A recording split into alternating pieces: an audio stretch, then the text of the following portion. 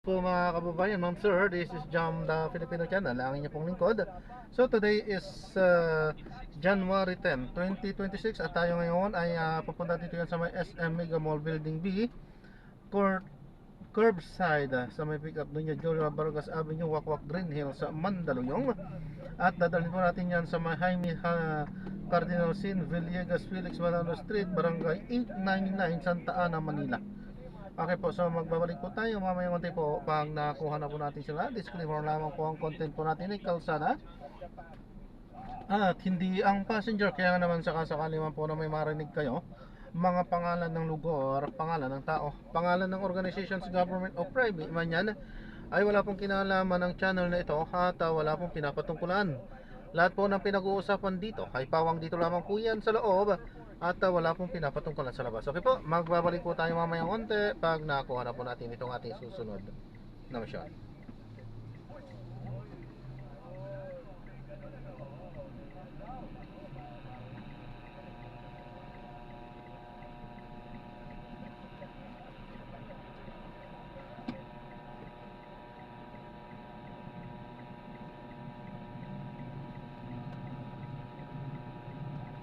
Kapatay tayo dyan.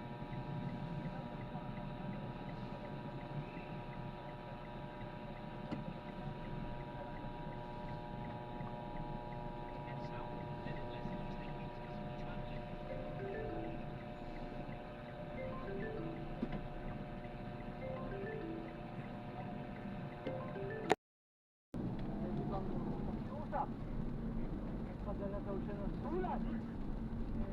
President Trump. Pwede daw. President Trump. Ikaw sa ICC. At siya ay Pilipinas. Actually, abogado niya.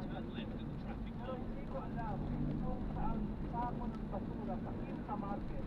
Pinagkukuha niya yung kanyang mga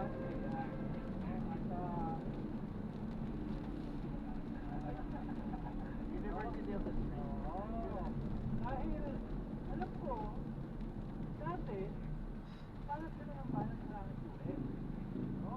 Dahil nga sabi nila ay wala tayong pakinabang dyan, no? Ang pakinabang natin ay sa China, kaya wala nang Manchurian candidate ngayon dahil ang Manchurian candidate nakatago. Ito nakalantad na no? Lantad na sila mga traidor at mga taksil, no? Pero sabihin, akala mo naman, konti intimidasyon yung kanilang katangahan, no? Pero mo, susulat si President Trump para siya ay butsukin na kunin si Hong sa ICC at ibalik dito.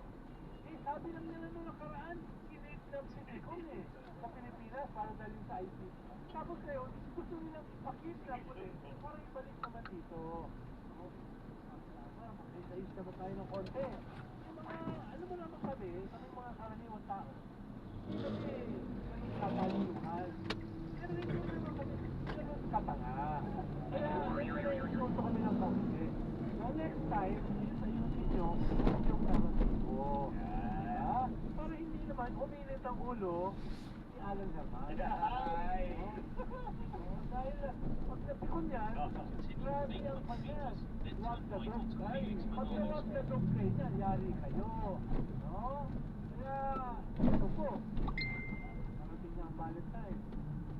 Sana, wag naman sa Vice President na tayo ay magmahalan. No? Oo.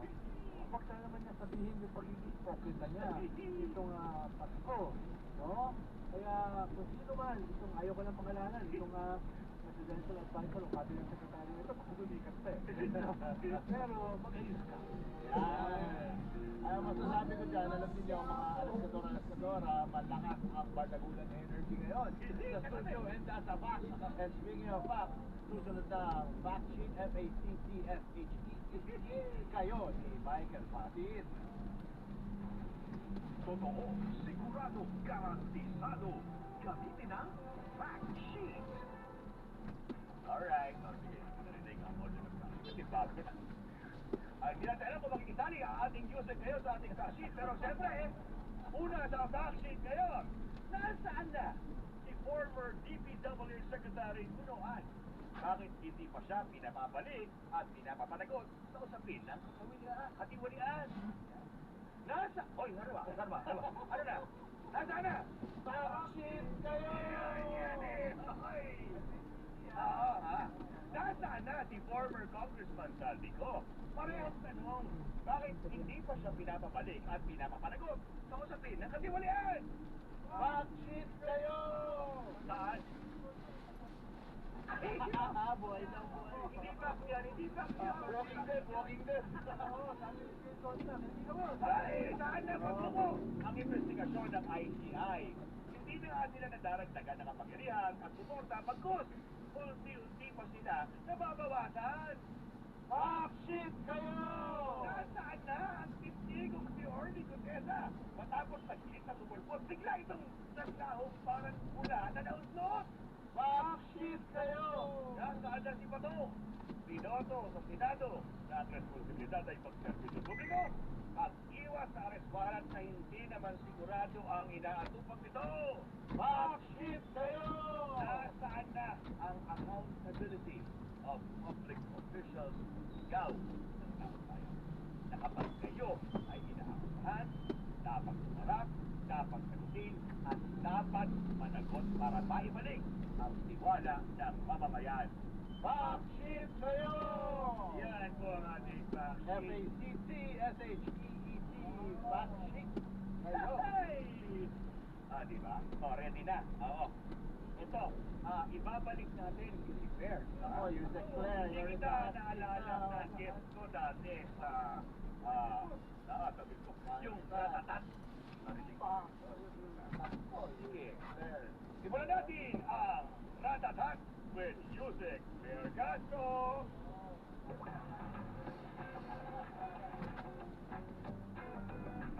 Ratsadang, tanungan, dapatan, at taran. Siyempre. Kasi ako muna, ha? Kasi bago ito, first class na masalan sa amin. Ratatat. Mahirap to, yun. Ako muna. Pili na. Pipili ka lang ng isa. Okay? Isa siyang mapapagtiting ko, ha? Walang pass, walang kung ano pa. Pipili ka ng isa. Okay. Yusek Claire Castro, sino ang pwede mo maging friendship? Inday Sara o Amy Marcos?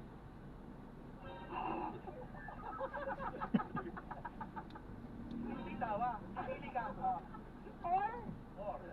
Oh, yeah. Pili ka isa. Pili ka.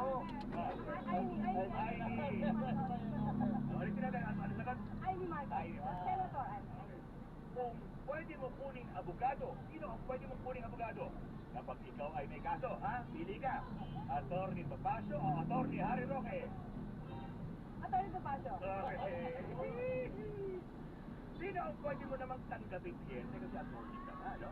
Kung kukunin kang abogado, Sara at Curly Vizcaya o Bong Revilla?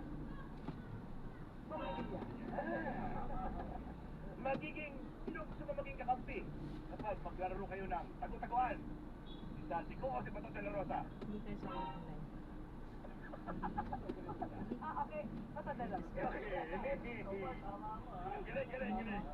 Sino ang gusto mong maging kalaban sa debate? Si Rowena Gonzon o si Balu Tiquilla? Doon sa may utak. Ay, wala akong tinatanong. Ang tanong ko, sino sa kanilang dalawa?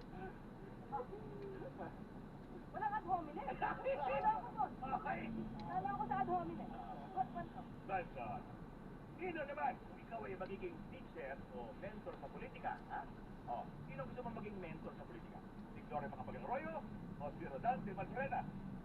Ay, really? Oo, tuloy na sagot. Sino naman? Ang gusto mong maging estudyante kasi teacher ka rin, di ba? O, sino gusto mong maging estudyante? Si Leandro Leviste o si Kiko Barsaga? Yes, sorry. Okay, tuloy na.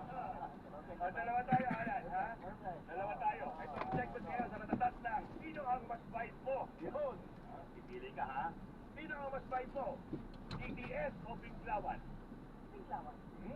Sino ang mas bait mo? Yusek Claire, Senado o Kongreso?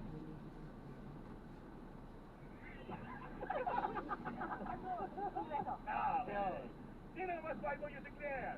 Benny, Lufredo o Risa Ontiveros? Pipilit. Yan. Sino mas five mo? Yusek Claire, Sara Duterte, or Bongo?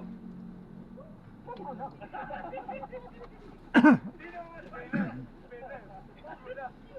Sino ang mas fight mo yung declare? Rafi Tulfo o Erwin Tulfo? Rafi Tulfo. Kasi nga ba natin si Dati yun? Sino? Pinapanood ko yun. Sino ang mas five mo? Yusek Claire, General Nicolas Torre, o Sec John Vic Remulla? Ano na natin sila? I love them both. Sorry. Sino ang mas fight mo yung declare? ICC o ICI? ICC. Parang may gusto kang paratingin ah. Last question sa sino mas Eh, dito na. Sino ang mas five mo? Yusek Claire, Chaka, o Chucky? Chucky. Ito na ang segment na Charot o Trulalo, ha? Ang charot, hindi totoo. Ang trulalo, totoo. Maganda ka ba? Maganda ka ba? Lalo. Yeah! Gets mo na. Lahat kami dito, ha? O, tignan nyo, ha? Magbasa kayo ng mahusay. Rock! Charot o trulalo? Continue straight to the first traffic light, then at the second traffic light, turn right. Ano ba?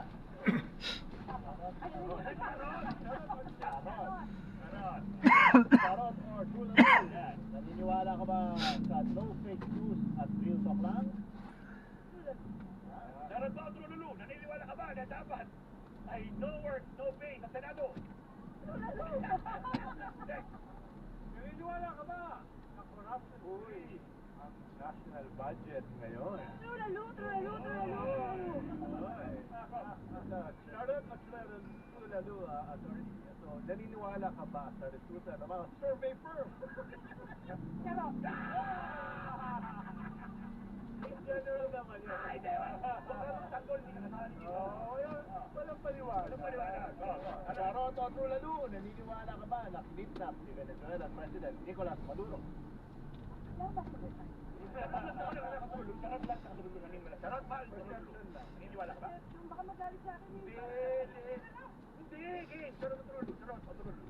Ayong magsalita si DFA Secretary na lang. Nahirap eh. May bas ka, ha? May bas ka. Ako naman, naniniwala ka ba na kinidnap si dating Pangulong Duterte? Tuloy na. Check. Naniniwala ka ba Yan. na nagdodroga si Pangulong Bongbong Marcos? Charot. Check, ikaw na magtanong ng last. Naniniwala ka ba na nagdodroga si dating Pangulong Duterte? Lalo. Dadalak ko mo. You bastard, driver! Thank you for being a sport. Sports lang. Yan po ang ratatak natin. Ako, sa lahat ng pinag-usapan natin, maliwanag nyo lang sa amin. Sige ba?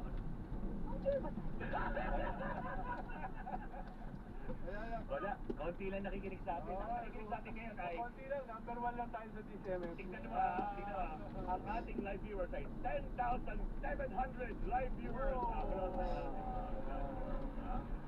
Breaking the record pa rin. Ay, paano na pa rin. Sige, last question guys. Ang gusto ko lang itanong kay Yusek Pierre. Itong palasyo, pakonti nakakaapak sa loob niya. Yung sinasabi niyo may mga pulot na pero pag Sino? pag nag-uusapan kayo, sige, anong general ng napiling sa loob ng mga cabinet? May levels ba ng frustration, ng hope, ng love, parang media series, faith, love, hope, joy? Anong general feeling kapag nasa loob ka ng pangasya sa cabinet meeting kasama? Okay. Siyempre nung ako, hindi mo naisip kung gano'n ang ipag-ipag. Totoo yan, ha?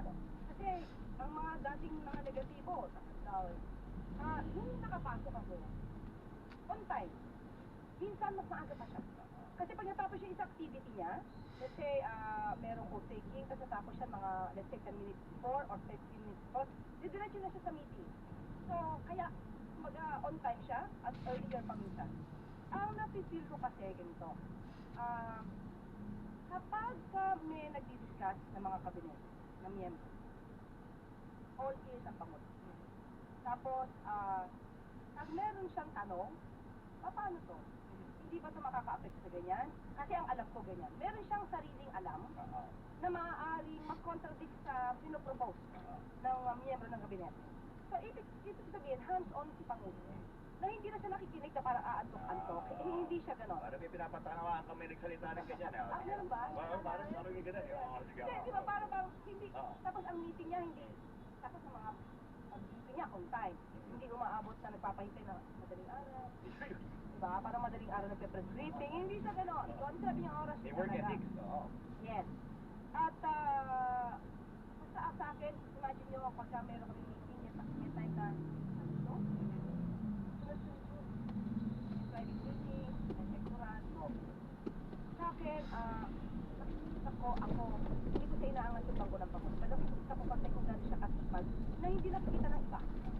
Hindi siya nakikita kung paano siya magtrabaho. Kaya di ba minsan ikukumpara natin, action, hindi bakasyon. Kasi, talagang trabaho yung Pangulo. So yun yung maganda sa akin. And at the same time, sabi nga even before, ako naman ay kritiko. Before, nung wala ako, kritiko ako sa lahat. Mapa-presidente, kung ano man ang mga programa before ng mga Pangulo. Kritiko ako dyan.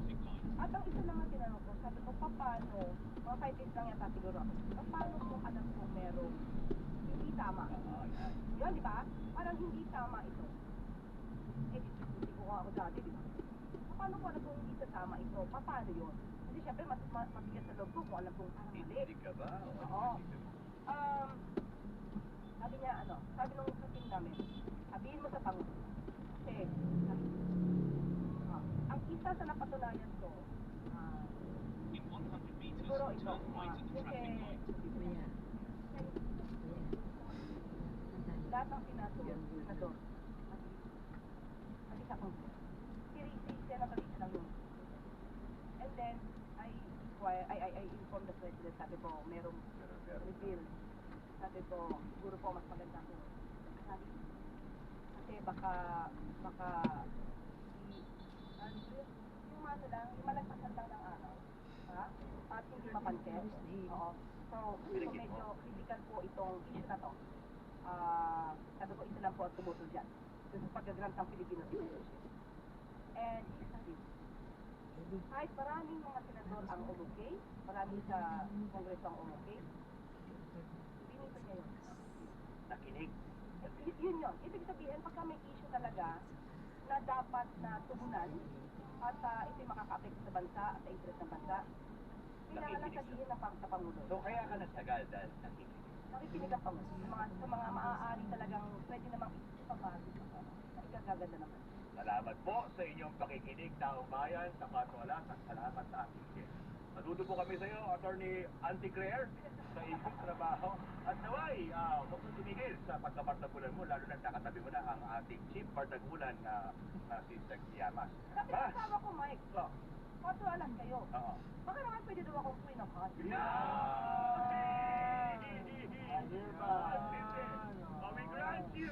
We grant you to be the queen of hearts.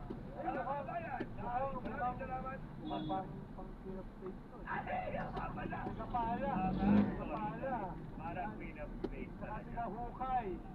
Nagitingan yung mga zombie. Sa mga comment section, mag-comment na kayo. Lalo na yung team reply natin. Anong tingin nyo kay Auntie Claire at sa inyo kay Thank you, salamat po. Mga kabayan, maraming salamat po sa pagsama sa amin sa halos na oras sa makabuluhan ka na kaya. Bawat issue may iba't ibang angle.